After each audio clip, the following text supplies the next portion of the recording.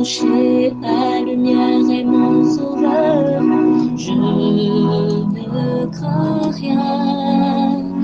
Il est mon rempart et mon ferme soutien. De qui pourrais-je avoir peur? Shalom.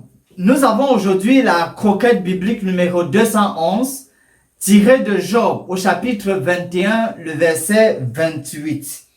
Il y est écrit: Vous dites, où est la maison de l'homme puissant? Où est la tente qu'habitaient les impies? Ce passage-ci est précisément une réminiscence, un rappel, quelque chose qui ressurgit, basé sur ce que Job avait entendu ses amis dire. C'est parce que ses amis avaient utilisé ces paroles que maintenant Job, dans son discours, il rappelle ce que nous lisons dans ce passage, puisqu'il dit bien, vous dites, ouais, vous dites, donc ils ont eu à dire quelque chose comme ça. Job rappelle cela ici parce que lorsqu'il avait entendu cela être dit par ses amis, cela l'avait choqué.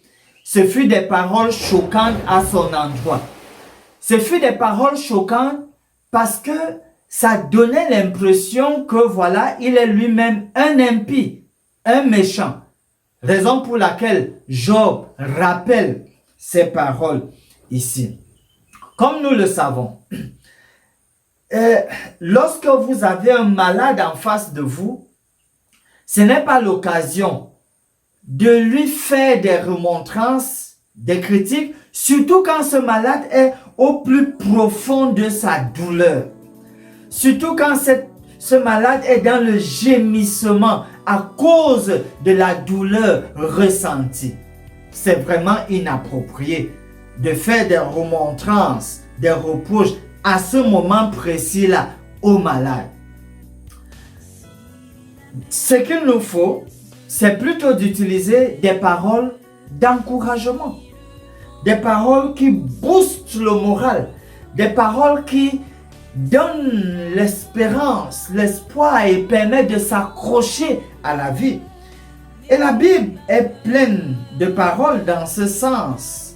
Parce que, en termes de promesses, dans Ésaïe, au chapitre 35, le verset 4, il est dit: Dites à ceux qui ont le cœur troublé, prenez courage, ne craignez point. Voici votre Dieu, la vengeance viendra, la rétribution de Dieu, il viendra lui-même et vous sauvera. Nous devons dire à ceux qui ont le cœur troublé, prenez courage. Oui, les malades ont le cœur troublé. Il faut donc leur dire, prenez courage. Parce que Dieu, le juste juge, viendra et vous sauvera. Et je vous le dis, chers amis, prenez courage. Tenez bon. Votre Dieu, notre Dieu, vient et il vous sauvera. Finissons par ce mot de prière. Nous te remercions, Seigneur, parce que tu ne condamnes pas ceux qui reviennent à toi, quel que soit leur péché.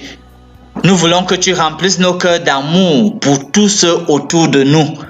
Donne-nous la capacité à être compréhensifs à l'endroit des malades et à leur apporter le soutien nécessaire. C'est en Jésus que nous prions. Amen. Espérons l'Éternel, mon âme, espérons l'Éternel, qu'un chant s'élève au Dieu du ciel, qu'un chant s'élève au Dieu du ciel, mon âme, espérons l'Éternel.